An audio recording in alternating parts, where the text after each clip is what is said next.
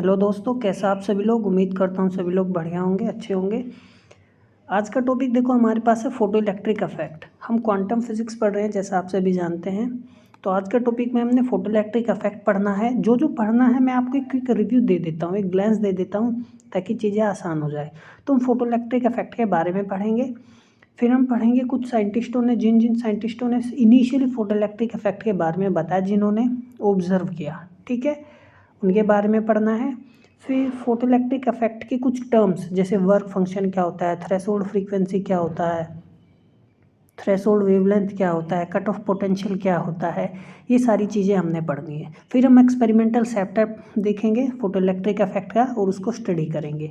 और experimental setup से हम कुछ चीज़ें डेराइव करेंगे। डेराइव कहने का मतलब है हम थ्योरेटिकली देखेंगे कि जो हम लाइट इंसिडेंट करते हैं उसकी इंटेंसिटी का फोटो करंट पर क्या प्रभाव पड़ता है, और पोटेंशियल का क्या प्रभाव पड़ता है, ठीक है, ये चीज़ें हमने देखनी है। फ्रीक्वेंसी का क्या प्रभाव पड़ता है स्टॉपिंग पोटेंशियल पर, ये सारी चीज़ें हमने पढ़नी है। फिर उसके बाद हम पढ़ेंगे laws of photo electric emission. तो ये चीज़ें हमने आज करनी है। और कल हम पढ़ेंगे आइंस्टाइन फोटो इलेक्ट्रिक इक्वेशन। तो 2 पार्ट में मैं बेसिकली कवर कर दूंगा फोटो इलेक्ट्रिक इमिशन, ठीक है ना। तो आइए बिना समय गंवाए स्टार्ट करते हैं। तो देखो फोटो इलेक्ट्रिक इफेक्ट क्या होता है। देखो कोई भी मेटल होता है ना हमारी देखो ये मेरे पास क्या है, एक मेटल है। मेटल के अंदर क्या है, इलेक्ट्रॉन्स हैं। तो यदि कोई सूटेबल फ्रीक्वेंसी की लाइट यदि मैं इंसिडेंट करता हूँ तो इस लाइट में क्या होगा, एनर्जी होगा। वो एनर्जी कौन लेंगे, इलेक्ट्रॉन लेंगे।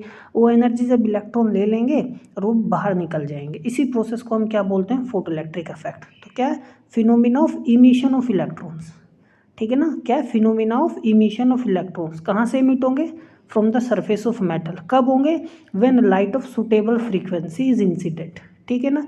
और इसी फिनोमिना को हम क्या बोलते हैं, फोटो इलेक्ट्रिक इफेक्ट बोलते हैं, ठीक है।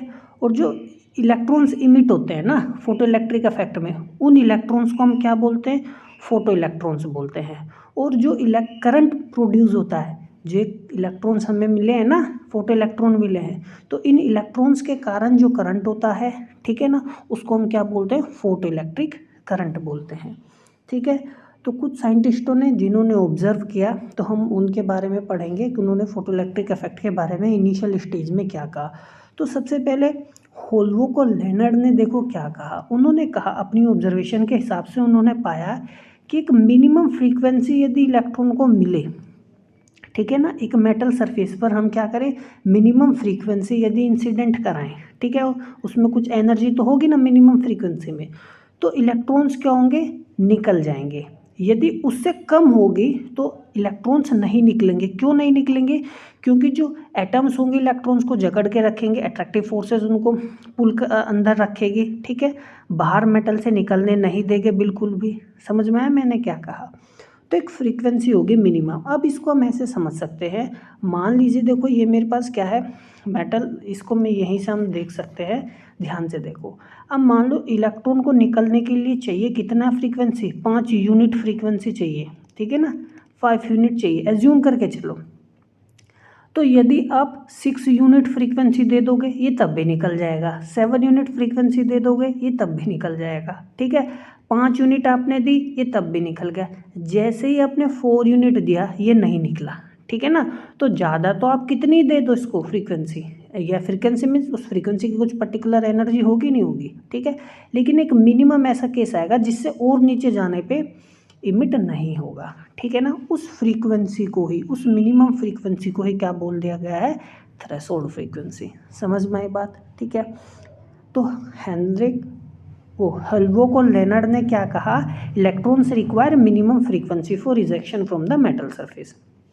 फिर उसके बाद हेनरिक हर्ज़, इन्होंने भी कुछ ऐसा ही कहा लेकिन थोड़ा सा डिफरेंट। क्या, इन्होंने ऑब्जर्व किया कि लाइट क्या सफिशिएंट एनर्जी जब होगी तो वो किस पर इंसिडेंट करे, मेटल सरफेस पर। ये दिया है तो 2 प्रोसेस होंगे। क्या होंगे, 2 प्रोसेस होंगे। पहला, कुछ इलेक्ट्रॉन्स एनर्जी एब्जॉर्ब कर लेंगे, ठीक है ना, और अट्रैक्टिव फोर्स को क्या करेंगे, ओवरकम करेंगे और मेटल से बाहर भाग जाएंगे, ठीक है ना, और start moving freely in the metal surface. समझो मैं क्या कह रहा हूँ, 2 चीज़ें होंगी। देखो हम इसको यहाँ पे ऐसे समझेंगे। अब क्या हुआ, 2 चीज़ें होंगी। अब कुछ सुटेबल फ्रीक्वेंसी आ गई, ठीक है ना। अब एक तो इलेक्ट्रॉन जो था वो एनर्जी लिया और फ्रीली इधर ही मूव करने लगा मेटल के अंदर, समझ में आया? पहला केस तो ये हो गया। दूसरा क्या होगा, वो मेटल की सरफेस से बाहर निकल गया। तो हर्ज ने 2 केस बताए, ठीक है ना, समझ में आया? हर्ज ने क्या बताया, 2 केस। पहला देखो, some electrons will absorb the energy, ठीक है ना, and overcome the attractive forces, thus start moving freely, metal के अंदर फ्रीली मूव करेंगे, लेकिन कुछ इलेक्ट्रॉन्स एस्केप कर जाएंगे मेटल की सरफेस से, समझ में आया? और मेटल के आसपास के सराउंडिंग में हम उनको मिलेंगे, जो देखने को हमें मिलेंगे, समझ में आया? ठीक है। अच्छा, अब एक नोट है मैं आपको बताना चाहता हूँ। देखो ये मैं देखो, non metals also show photo electric effect, जैसे अभी मैंने बताया मेटल की सरफेस से होता है ना, ठीक है, लेकिन कुछ नन मेटल्स भी क्या शो करते हैं, फोटो इलेक्ट्रिक इफेक्ट शो करते हैं, ठीक है ना, सारे नहीं, कुछ। अब ध्यान से देखना, लिक्विड एंड गैसेस भी क्या शो करती हैं, फोटो इलेक्ट्रिक इफेक्ट, लेकिन कुछ एक्सटेंट तक ही। अब ध्यान से देखो, ये जैसे मेरे पास क्या मेटल है, मेटल पर हमने अल्ट्रावायलेट रेज डाल देंगे तो फोटो इलेक्ट्रॉन्स निकलेंगे, वो शो करेंगे, ठीक है ना, समझ में आई बात? अब metals other than alkali metals, अब देखो अल्कली मेटल्स कौन से होते हैं, जो ग्रुप फर्स्ट में होते हैं, जो ग्रुप फर्स्ट होता है ना पीरियोडिक टेबल में, वो क्या होता है, अल्कली मेटल्स का होता है, और जो ग्रुप सेकेंड होता है वो क्या होता है, अल्कली अर्थ मेटल्स का होता है। लेकिन वो क्या है, हम यहाँ किसकी बात करें, metals other than alkali metals, इनको छोड़ के, ठीक है ना, इनको छोड़ दे, ठीक है ना, यदि हम उस पर विजिबल लाइट डालेंगे तो कोई फोटो इलेक्ट्रॉन्स इमिट नहीं होगा, समझ में आया मैंने क्या कहा? इन मेटल्स को हम छोड़ देते हैं, तो बाकी जो मेटल्स हैं ना, ठीक है ना, उन पर यदि हम विजिबल लाइट डालेंगे तो कोई भी फोटो इलेक्ट्रॉन इमिट नहीं होगा, समझ में आ गई बात? ठीक है। अच्छा, ये सिर्फ और सिर्फ अल्कली मेटल ही ऐसे हैं जो विजिबल लाइट कहने का मतलब हमारे पास है, जो हमारे पास 700 नैनोमीटर और 400 नैनोमीटर के बीच की जो रेंज होती है ना हमारे पास, ठीक है ना, जो हमें दिखती है, जो सन से हमारे पास आ रही है, ठीक है ना, जो विजिबल है, तो वो एल्कली मेटल से क्या इमिट कर देती है, फोटॉन्स, ठीक है। तो ये बात दिमाग में रख लेना, हमेशा ध्यान रखना कि नॉन मेटल्स तो कुछ शो करते ही हैं, ठीक है ना, लेकिन इम्पोर्टेंट बात ये है कि जो एल्कली मेटल्स हैं, ठीक है ना, जो ग्रुप फर्स्ट के मेटल्स होते हैं, एल्कली मेटल्स हैं, वो विजिबल लाइट पर फोटो इलेक्ट्रिक इफेक्ट शो करेंगे, बाकी शो नहीं करेंगे, ठीक है, समझ में आई बात? आगे चलते हैं। अब देखो terms related to photo electric effect, terms हम पढ़ते हैं। पहला क्या है, वर्क फंक्शन, ठीक है। अब देखो वर्क फंक्शन बहुत आसान है, कुछ नहीं है, minimum amount of energy required to eject one electron from metal surface is called its work function. कम से कम एनर्जी कितनी चाहिए? अब ध्यान से देखो, ये मेरे पास एक मेटल सरफेस होगी, ठीक है ना, अब यहाँ पे मैंने क्या किया, एच म्यू एनर्जी इंसिडेंट की, ठीक है, समझ में आया? अब जो इलेक्ट्रॉन है वो क्या है, सिर्फ सरफेस तक आया, इजेक्ट होने के बाद क्या इजेक्ट होगा, लेकिन सरफेस तक आया, एटम से इजेक्ट होने के बाद क्या सरफेस तक ही आया है, समझ में आया? ठीक है, यदि वो बाहर भी जा सकता है, समझ में आया मैं क्या कह रहा हूँ, इलेक्ट्रॉन जो है बाहर भी जा सकता है। देखो इस चीज़ को ऐसे देखो, तो जो एनर्जी इसको सिर्फ सरफेस तक लाने में लगी, ठीक है ना, अब मान लो मैंने 10 यूनिट एनर्जी दी, सपोज क्या दी, 10 यूनिट एनर्जी दी, ठीक है, इसको, और इसको क्या चाहिए थी, इसको चाहिए सिर्फ और सिर्फ मान लीजिए इसको 6 यूनिट एनर्जी चाहिए, तो 6 यूनिट एनर्जी तो इसकी खर्च हो गई सरफेस तक आने में, इसको मिली कितनी, टोटल 10 यूनिट एनर्जी मिली, 6 यूनिट मान लीजिए, एज्यूम करो कि सरफेस तक आने में खर्च हो गई, बाकी बची कितनी, 4 यूनिट, वो 4 यूनिट एक काइनेटिक एनर्जी के रूप में बाहर मिल जाएगी हमें, समझ में आया मैंने क्या कहा? ठीक है, तो मान लो हमने कितना एनर्जी दिया, एच म्यू एनर्जी दिया। अब ये जो एच म्यू एनर्जी है किस में खर्च हो गया, एक एच म्यू नोड क्या है, मिनिमम एनर्जी जो जस्ट सरफेस तक लाने में खर्च हुई, प्लस काइनेटिक एनर्जी, ठीक है ना, जो उसकी मैक्सिमम काइनेटिक एनर्जी होगी जो हमारे पास इसके पास होगी, समझ में आया मैंने क्या कहा? ठीक है, तो ये इस तरीके से होगा, तो ये हमारे पास क्या होता है, वर्क फंक्शन होता है। यदि ये सिर्फ और सिर्फ मैट सरफेस तक आए, ठीक है ना, तो ये तो मिनिमम एनर्जी तो कितना चाहिए, कम से कम कितना चाहिए, 6 यूनिट ही तो चाहिए, बाकी दे देंगे तो बाहर भी निकल ही जाएगा, ठीक है। तो वर्क फंक्शन क्या है, minimum amount of energy required to eject one electron from metal surface is called its work function. ठीक है, it is a characteristic property of the material. देखो सरफेस से बाहर नहीं निकालना है, हमें ध्यान रखना है सरफेस तक है। The minimum amount of energy required to eject one electron. ठीक है ना, ठीक है, यहाँ थोड़ा ये ग्रामेटिकली थोड़ा गलत लिखा हुआ है, समझ में आया, पर जो मैंने यहाँ पे थ्योरेटिकली मतलब ये जो मैंने बताया बस इस चीज़ को ध्यान रखो। तो ये क्या होता है, कैरेक्टरिस्टिक प्रॉपर्टी होती है मटेरियल की। ठीक है ना, हर मेटल, अब आयरन का वर्क फंक्शन अलग होगा और गोल्ड का अलग होगा, सिल्वर का अलग होगा, हर मटेरियल का जो वर्क फंक्शन होता है वो क्या होता है, अलग होता है। इसको हम इलेक्ट्रॉन वोल्ट में बेसिकली मेजर करते हैं। काफ़ी बुक्स में वर्क फंक्शन को W से लिखते हैं, काफ़ी जगह किससे लिखते हैं, फाई से लिखते हैं। ठीक है, तो क्या होगा, एनर्जी तो है, एनर्जी कितने हो गए एच म्यू, यहाँ पे नोड हम लिखते हैं। ठीक है, या काफ़ी जगह आप देखोगे एच म्यू डैश से भी लिखते हैं।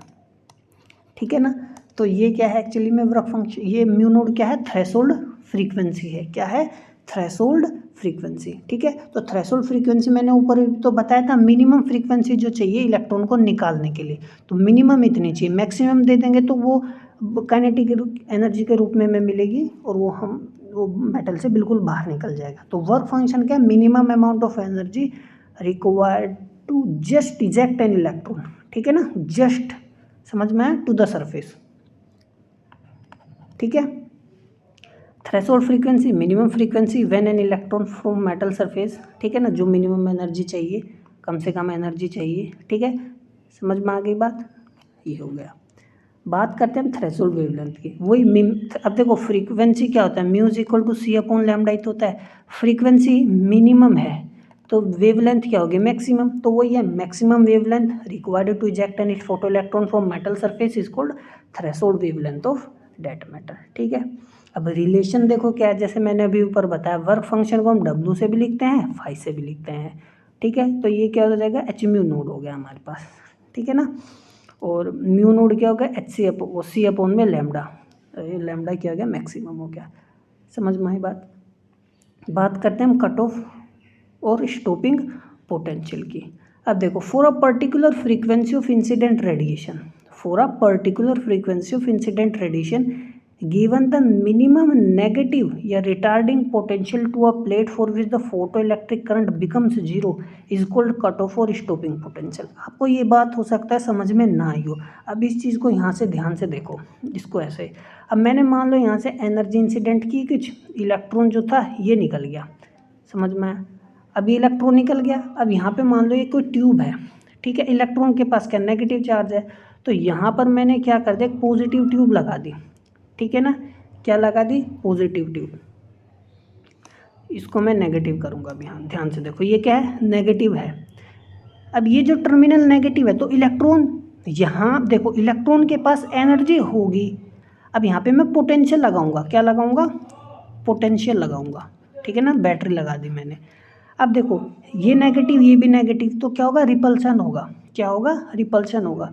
ठीक है, तो मान लीजिए मैंने कर दिया अभी 10 वोल्ट किया, क्या क्या 10 वोल्ट किया, तो ये इलेक्ट्रॉन यहाँ तब भी पहुँच जा रहा है क्योंकि इसके पास कुछ काइनेटिक एनर्जी है। मैंने 11 वोल्ट किया, ये इलेक्ट्रॉन तब भी यहाँ पहुँच जा रहा है, रिपल्सन तो हो रहा है ना, तो लेकिन ये तब भी पहुँच जा रहा है। मैंने क्या कर दिया 12 वोल्ट किया, देखा इलेक्ट्रॉन तब भी पहुँच जा रहा है। जैसे ही मैंने सपोज 13 वोल्ट कर दिया तो ये रिपल्सन अब इतना ज़्यादा हो गया, अभी ये बढ़ा रहा हूँ ना तो रिपल्सन बहुत ज़्यादा हो गया, तो इलेक्ट्रॉन यहाँ पहुँचेगा ही नहीं। इलेक्ट्रॉन यहाँ नहीं पहुँचेगा इस प्लेट पे। ठीक है ना, यहाँ एमीमीटर हमने लगाया हुआ है तो करंट नहीं आएगा बिल्कुल भी। समझ में आया मैंने क्या कहा, तो यही तो ठीक है, तो ये हम तो जो पोटेंशियल इलेक्ट्रॉन को स्टॉप कर दे उसी को हम क्या बोलते हैं, स्टॉपिंग पोटेंशियल बोलते हैं। समझ में आ गई बात। ठीक है, तो स्टॉपिंग पोटेंशियल क्या है, वो मिनिमम पोटेंशियल है ना। अब मान लो देखो मैंने 13 वोल्ट पे अभी रुक गया था, 14 लगा दो 15 लगा दो, है ना, तब तो रुक ही जाएगा, है ना, क्योंकि 13 पे रुक गया तो 13 क्या मिनिमम हो गया ना। 16 वोल्ट पे भी रुक जाएगा क्योंकि 13 पे तो रुक ही गया है वो।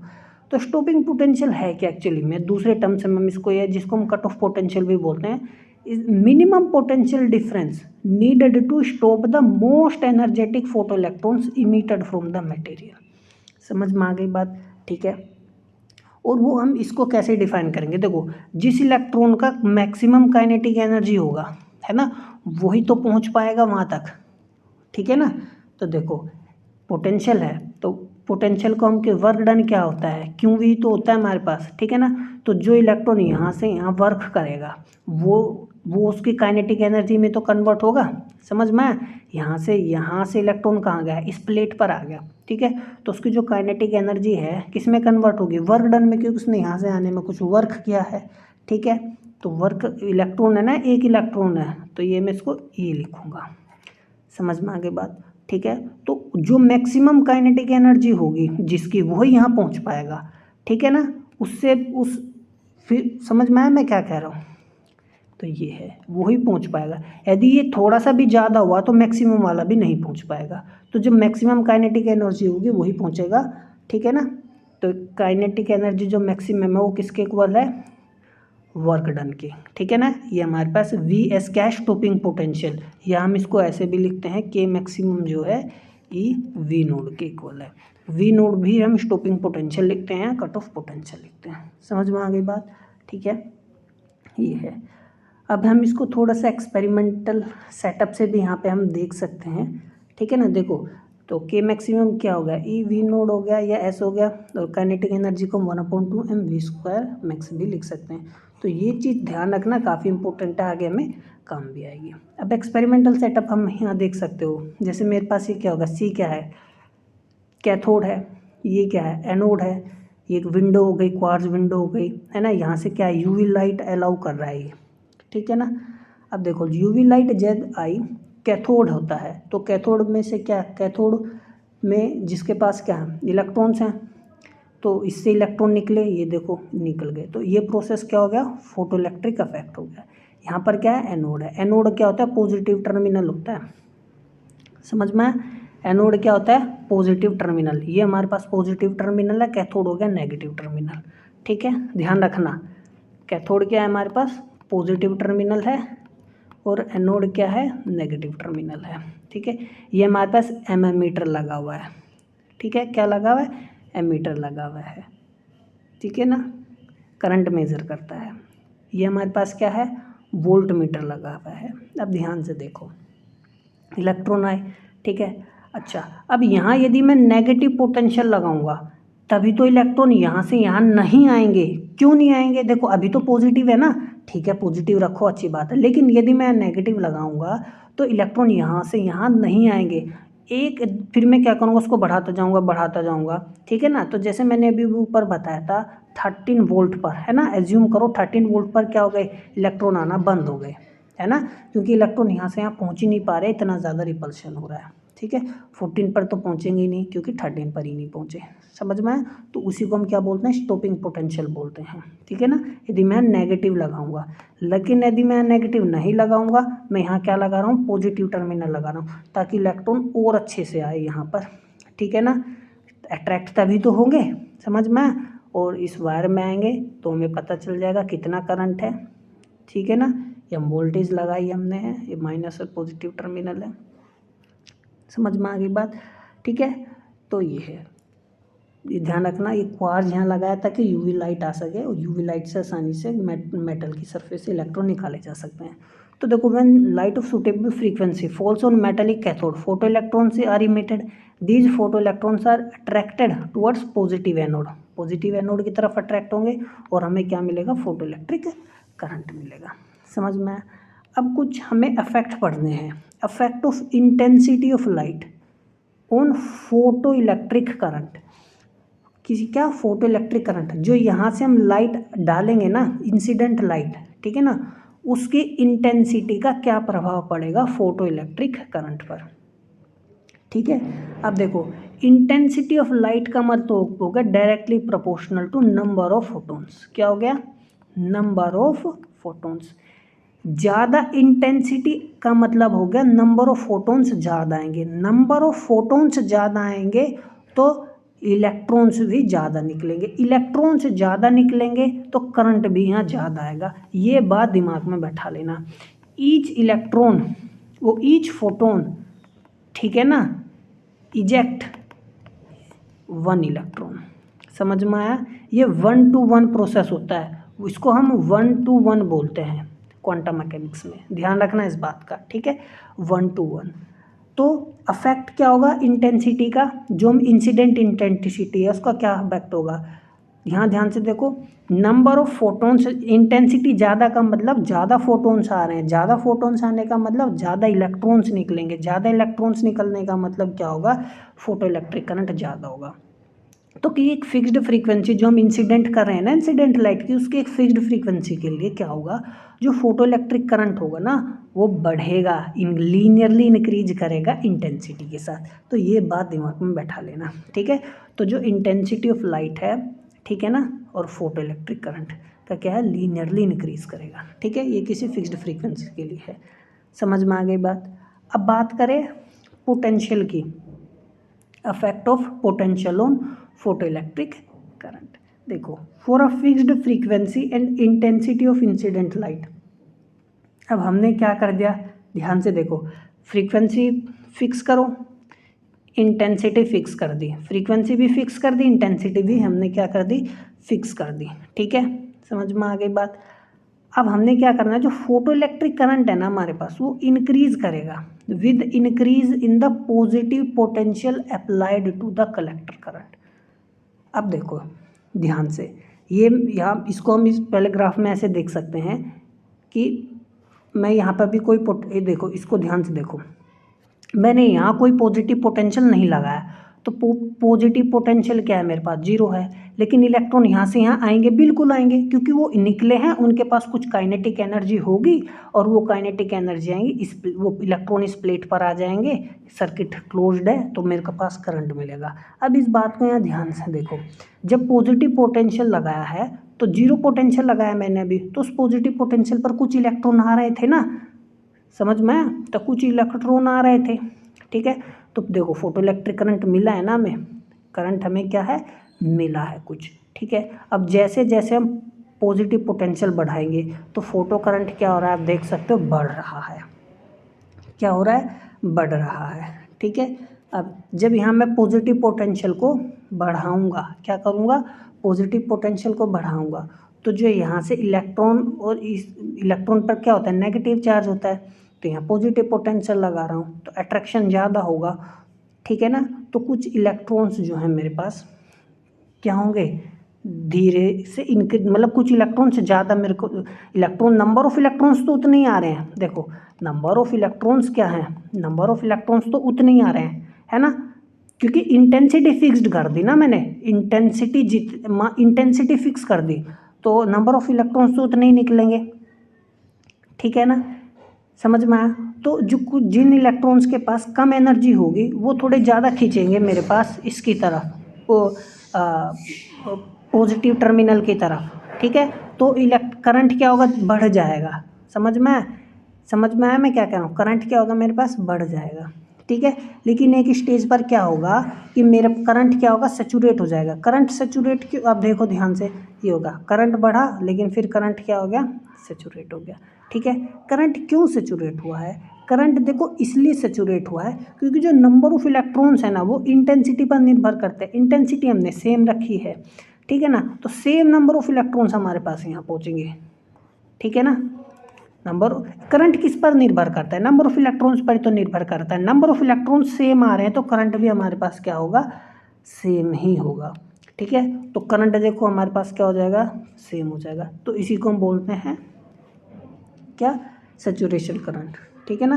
देखो when all the photo electrons reach the anode, जब सारे एनोड पर पहुंच जाएंगे, क्योंकि ये मेरे पास कैथोड हो गया है ना, ये मेरे पास एनोड हो गया है ना। इनिशियली जिसके पास ज़्यादा एनर्जी होगा, काइनेटिक एनर्जी, वो यहाँ पहले पहुँचेगा। जिसके पास काइनेटिक एनर्जी थोड़ा सा क्या होगा, कम होगा, वो थोड़ा देर में पहुँचेगा, ठीक है ना। समझ में आया मैं क्या कह रहा हूँ, ठीक है।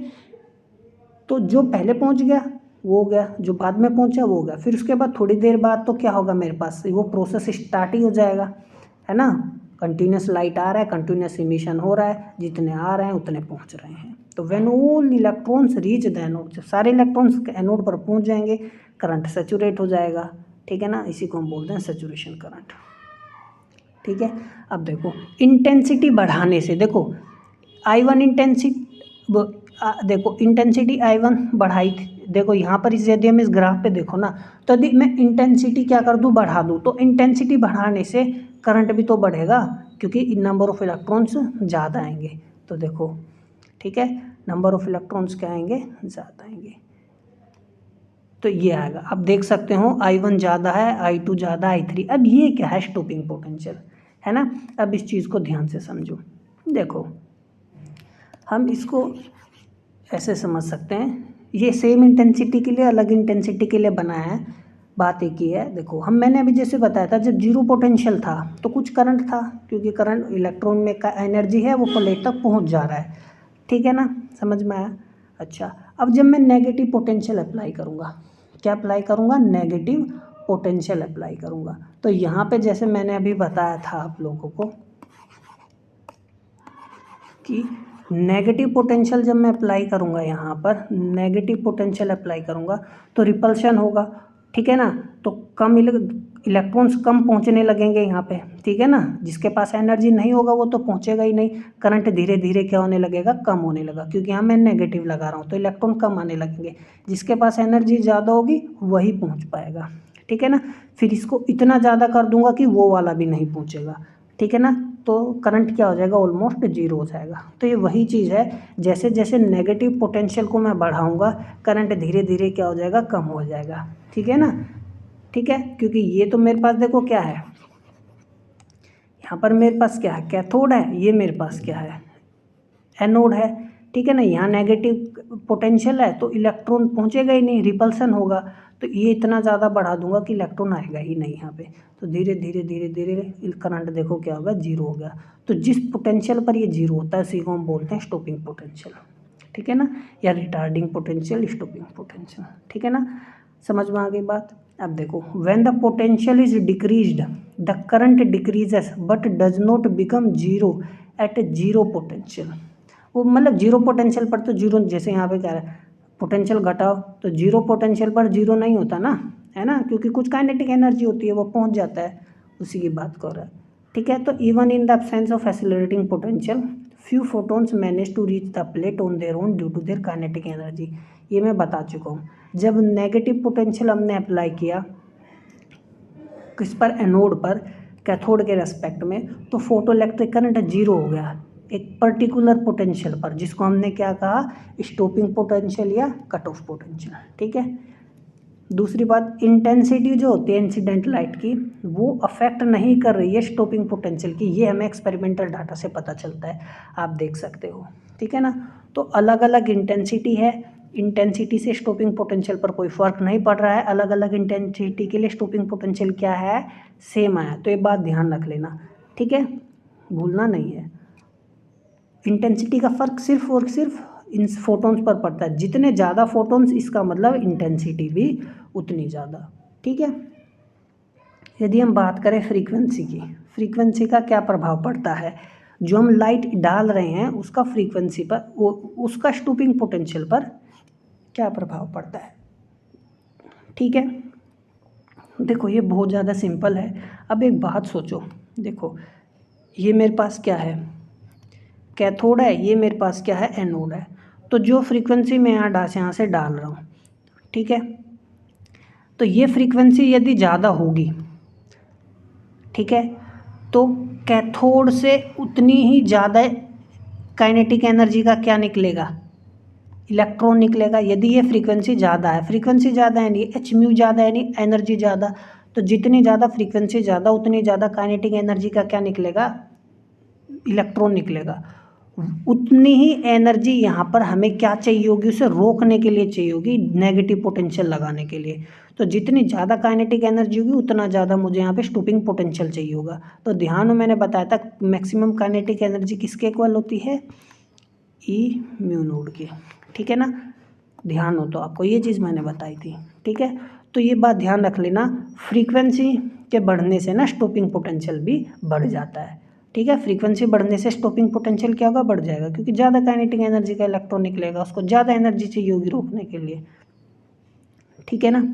अब देखो सैचुरेशन करंट जो होता है ना, डिफरेंट फ्रीक्वेंसी के लिए सेम रहता है, क्योंकि सच करंट किस पर निर्भर करता है, इंटेंसिटी पर। इंटेंसिटी हमने बदली नहीं है, फ्रीक्वेंसी बदलते रहो, कोई फ़र्क नहीं पड़ने वाला, समझ में। तो डिफरेंट फ्रीक्वेंसी के लिए तो करंट क्या रहेगा, सेम रहेगा।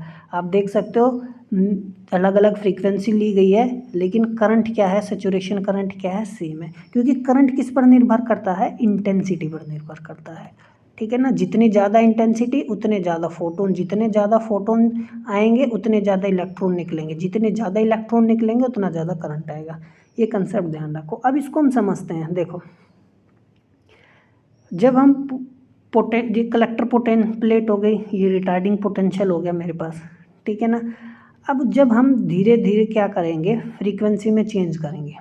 क्या करेंगे, फ्रीक्वेंसी में चेंज करेंगे। देखो, when the potential is decreased and taken below zero, photo electric current decreases to zero. अब देखो, जैसे वही चीज़ है जहाँ मैंने आपको ये बताया था, है ना। ये कोई न्यू फ्रीक्वेंसी के लिए लिया गया है हमारे पास, ठीक है ना। अब देखो, जैसे यहाँ पर फ्रीक्वेंसी मेरे पास क्या है, सेम है, ठीक है ना। इंटेंसिटी क्या है, अलग है। यहाँ पर क्या है, इंटेंसिटी क्या है, सेम है, फ्रीक्वेंसी क्या है, अलग है, ठीक है, समझ में आया। तो जैसे मैंने अभी आपको ऊपर बताया था कि जो हमारे पास हम नेगेटिव पोटेंशियल की तरफ जाएंगे, करंट धीरे धीरे क्या होने लगेगा, जीरो हो जाएगा। उसको हम क्या बोलते हैं, स्टॉपिंग पोटेंशियल बोलते हैं, ठीक है। अच्छा, अब देखो, तो यहाँ पे फ्रीक्वेंसी अलग अलग है, हर एक अलग फ्रीक्वेंसी के लिए स्टॉपिंग पोटेंशियल अलग आएगा। तो देखो, म्यू फ्रीक्वेंसी के लिए ये ग्राफ आया है। सिर्फ हमने यदि आपको ध्यान हो, पर मैंने सिर्फ ये बनाया था। यदि अलग अलग फ्रीक्वेंसी लेंगे, ज़्यादा फ्रीक्वेंसी लेंगे तो उसके लिए पोटेंशियल यहाँ ज़्यादा आएगा, है ना। और ज़्यादा फ्रीक्वेंसी लेंगे उसके लिए पोटेंशियल यहाँ ये आएगा। समझ में आएगा मैं क्या कहना चाह रहा हूँ, ठीक है। तो ये चीज़ है। तो जितनी ज़्यादा हायर फ्रीक्वेंसी मतलब हायर स्टॉपिंग पोटेंशियल। तो दिस इम्प्लाइज डेट, अब देखो वही मैंने जो आपको यहाँ बताया, हायर फ्रीक्वेंसी मतलब क्या होगा, photo electrons are emitted with great kinetic energy, greater kinetic energy ज़्यादा होगा, और रिटार्डिंग पोटेंशियल उतना ज़्यादा ही चाहिए होगा उन्हें रोकने के लिए, ठीक है। एक और हमने यहाँ पे ध्यान देना है, अब फ्रीक्वेंसी का अफेक्ट स्टॉपिंग पोटेंशियल पर डिफरेंट मेटल्स के लिए। अब देखो, जैसे अभी जो ग्राफ था, ये करंट और पोटेंशियल के बीच में है, ठीक है। यहाँ किसके बीच में, स्टॉपिंग पोटेंशियल वाई एक्सिस पर लिया, और फ्रीक्वेंसी किस पर ली है मैंने, एक्स एक्सिस पर। देखो, काइनेटिक एनर्जी मेरे पास क्या है, काइनेटिक एनर्जी यही तो था, ठीक है ना। समझ में आया मैंने क्या कहा। देखो, ध्यान से देखना, कंफ्यूज नहीं होना है। अब मैंने अभी आपको ऊपर बताया था कि यदि मैं एच म्यू एनर्जी डालूँगा तो कुछ तो उसको सरफेस तक लाने में लग जाएगी, है ना। कुछ तो एनर्जी उसको किस में लग जाएगी, सरफेस तक लाने में लग जाएगी, और कुछ उसको काइनेटिक एनर्जी में, जो उसकी मैक्सिमम काइनेटिक एनर्जी होगी उसमें खर्च हो जाएगी। तो के मैक्सिमम, यही तो चीज़ मैंने बताई थी आपको, ठीक है। तो जो एच म्यू है मेरे पास, एच म्यू नोड, इसको मैं क्या लिखूँ, इसको मैं ये लिख लिया, और फ्रीक्वेंसी को मैं क्या लिख लिया, समझ में आया मैंने क्या क्या क्या बनाया ये चीज़, ठीक है। तो देखो ध्यान से, अब हम क्या कर सकते हैं यहाँ पर, ये जो है फ्रीक्वेंसी जो है म्यू जो है डायरेक्टली प्रोपोर्शनल है किसके, ये तो कांस्टेंट हो गया ना मेरे पास, ये क्या हो गया, थ्रेशोल्ड फ्रीक्वेंसी कांस्टेंट हो गया, डायरेक्टली प्रोपोर्शनल किसके आ गया मेरे पास, स्टॉपिंग पोटेंशियल के, ठीक है ना। तो देखो, ये स्ट्रेट लाइन आ रही है, लीनियरली आ गया ना, तो मेटल ए ये हो गया, ठीक है ना। और म्यू नोड क्या है, थ्रेशोल्ड फ्रीक्वेंसी, मेटल बी है। अब देखो, जब मेरे पास काइनेटिक एनर्जी बिल्कुल भी नहीं होगी तो काइनेटिक एनर्जी क्या है, जीरो है। तो जो म्यू होगा किसके इक्वल होगा, म्यू नोड के। तो जहाँ पे फ्रीक्वेंसी है ना, यहाँ पे म्यू नोड है ना, ठीक है। ये क्या, म्यू नोड डैश है। तो मेटल बी का जो थ्रेशोल्ड फ्रीक्वेंसी क्या है, वो ज़्यादा है मेटल ए से, समझ में आया। ये डायरेक्टली प्रोपोर्शनल है, तो मेरे पास क्या है, सीधा ग्राफ आया है। अब इसको मैं पीछे की तरफ भी एक्सटेंड कर सकता हूँ, वो चीज़ें भी हम डिस्कस करेंगे, ठीक है ना। बस फिलहाल के लिए आप अभी यही ध्यान रखो। तो ये चीज़ है। तो बिलो सर्टेन फ्रीक्वेंसी, थ्रेशोल्ड मतलब जो बिलो सर्टेन फ्रीक्वेंसी के नीचे, जिसको हम थ्रेशोल्ड फ्रीक्वेंसी बोलते हैं, कोई इलेक्ट्रॉन इजेक्ट नहीं होता है। स्टॉपिंग पोटेंशियल भी क्या होगा, 0 होगा हमारे पास, ठीक है, क्योंकि इलेक्ट्रॉन ही नहीं निकला है, फोटो इलेक्ट्रिक प्रोसेस ही नहीं हुआ है, ठीक है ना। तो but as the frequency is increased above threshold value, stopping potential varies linearly with the frequency of the incident light. ये मैंने अभी आपको डिस्कस किया, समझ में आ गई बात, ठीक है। अब हम बात करते हैं laws of photo electric effect की।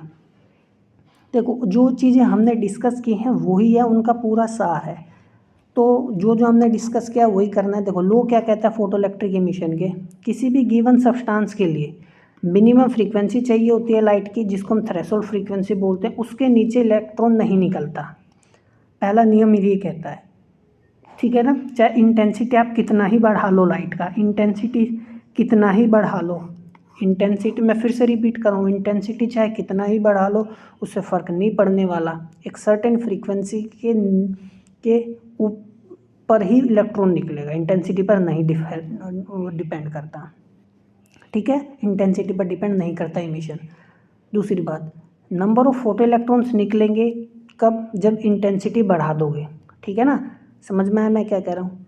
अब यदि एक सूटेबल फ्रीक्वेंसी पर इलेक्ट्रॉन निकल गया, जिसको हम थ्रेशोल्ड फ्रीक्वेंसी बोलते हैं, और यदि हम उसका इंटेंसिटी भी बढ़ा दें तो नंबर ऑफ इलेक्ट्रॉन्स क्या होगा, ज़्यादा निकलेंगे। मैंने बताया था अभी, इंटेंसिटी क्या होता है, डायरेक्टली प्रोपोर्शनल होता है नंबर ऑफ फोटोन्स की, ठीक है ना। तो जितना ज़्यादा इंटेंसिटी आएगा नंबर ऑफ फोटोन्स उतने ज़्यादा आएंगे, नंबर ऑफ फोटोन्स उतने ही ज़्यादा क्या निकाल देंगे, इलेक्ट्रॉन निकाल देंगे, ठीक है ना, समझ में। और ये सारा प्रोसेस थ्रेशोल्ड फ्रीक्वेंसी से ऊपर होना चाहिए, ये बात ध्यान रखना। मैक्सिमम काइनेटिक एनर्जी जो होगी वो डायरेक्टली प्रोपोर्शनल होगी फ्रीक्वेंसी के, जितनी ज़्यादा फ्रीक्वेंसी लाएंगे उतनी ज़्यादा एनर्जी होगी उस लाइट में, और उतनी ज़्यादा काइनेटिक एनर्जी का वो इलेक्ट्रॉन निकालेंगे, ठीक है, समझ में आ गई बात। मैक्सिमम जो काइनेटिक एनर्जी होती है वो इंटेंसिटी पर डिपेंड नहीं करती, किस पर डिपेंड करती है, फ्रीक्वेंसी पर, ध्यान रखना, ठीक है। मैंने अभी ऊपर ये बताया ही है, काइनेटिक एनर्जी जो होती है, ठीक है ना, समझ में आया, किस पर, क्योंकि जितनी ज़्यादा काइनेटिक एनर्जी निकलने का मतलब है उतनी ज़्यादा एनर्जी से हमने लाइट इंसिडेंट की है, इंटेंसिटी पर कोई फ़र्क नहीं पड़ता। दूसरा, जो फोटो इलेक्ट्रिक इमिशन होता है इंस्टेंटेनियस प्रोसेस होता है। अब मान लो मैंने यहाँ से लाइट Hμ की लाइट डाल ली, ऐसा नहीं है कि कुछ टाइम लगेगा, है ना, और फिर बाद में इमिशन होगा, नहीं, इंस्टेंटेनियस प्रोसेस होता है, कोई टाइम लैग नहीं होता, ठीक है ना, no time lag, instantaneous process होता है, जैसे ही फोटोन आया वैसे ही सब्सटेंस से फोटो इलेक्ट्रॉन इमिट हो जाएगा, तो ये क्या होता है, इंस्टेंटेनियस प्रोसेस होता है, ठीक है। और जो फोटो इलेक्ट्रिक इमिशन जो होता है 1 to 1 प्रोसेस होता है, जैसे मैंने ऊपर भी बताया था, हर एक फोटोन एक इलेक्ट्रॉन निकालेगा, ठीक है। तो ये कुछ लॉज हैं, किसके लॉज हैं, फोटो इलेक्ट्रिक इमिशन के लॉज हैं, ठीक है ना, समझ में आया। तो ये बात ध्यान रखना। तो जो आज हमने पढ़ा है, हो सकता है कुछ चीज़ें आपको समझ में ना भी आई हों, स्वाभाविक सी बात है, या आपने 12th क्लासेस में भी चीज़ें पढ़ी होंगी, आप फिर से दोबारा से लेक्चर को देखोगे तो चीज़ें समझ में आ जाएंगी। मैंने नोट्स को इस तरीके से बनाया है कि आप यदि उसको दोबारा लिखोगे ना, आप इनको और खुद से भी पढ़ने की कोशिश करोगे तो समझ में आ जाएंगी चीज़ें, ठीक है। तो मिलते हैं अगले लेक्चर में, तब तक पढ़ते रहिए, नमस्कार।